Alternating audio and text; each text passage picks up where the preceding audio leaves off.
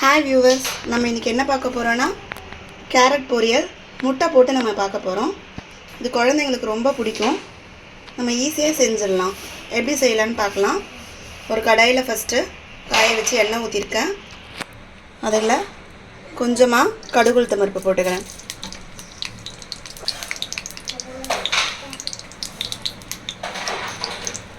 கடுகு பொரியட்டும்.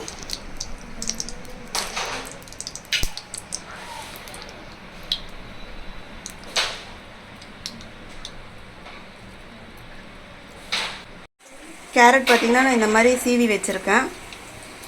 இப்போ கேரட்டை ஆட் பண்ணிப்போம். வெங்காயம் வதங்கிடுச்சு. கேரட்டை சேர்த்துப்போம்.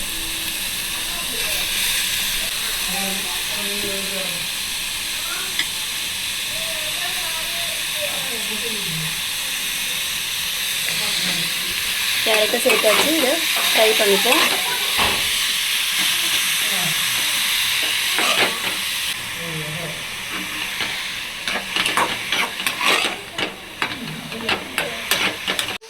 கேரட்டை இந்த மாதிரி ஃப்ரை பண்ணிக்கலாம். ஃப்ரை பண்ணிவிட்டு இது நம்ம தண்ணி ஊற்ற வேண்டாம், அதிலே வெந்துடும். லைட்டாக உப்பு சேர்த்துப்போம். தேவையான அளவு சேர்த்து கிளறி ஒரு மூடி போட்டு மூடி வச்சு ஒரு 2 மினிட்ஸில் குக் ஆகிடும். கேரட் பார்த்திங்கன்னா இப்போ வெந்துருச்சு. நான் அந்த ஹீட்லேயே மூடி போட்டு ஒரு 2 மினிட்ஸ் குக் பண்ணேன். கேரட் வெந்துருச்சு.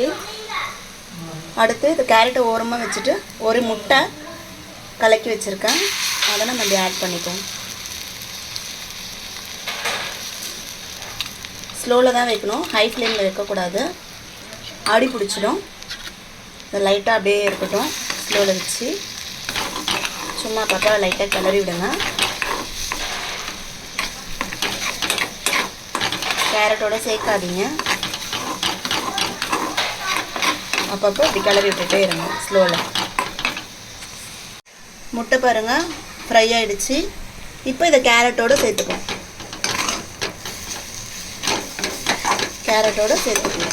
கேரட்டோடு சேர்த்து நல்லா ஃப்ரை பண்ணிக்கணும். 2 முட்டை கூட சேர்த்துக்கலாம். ஃப்ரை ஆகிடுச்சு நல்லா. இப்போ லைட்டாக பெப்பர் பவுட்ரு சேர்த்துக்கிறேன். கடைசியாக பெப்பர் பவுடரை சேர்த்து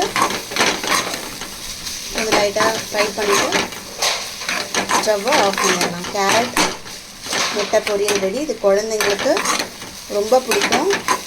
காலையில் டைமில் லஞ்ச் பாக்ஸ் கூட இதை நீங்கள் சாப்பாடை போட்டு கிளறி ரெடி பண்ணி கொடுக்கலாம்.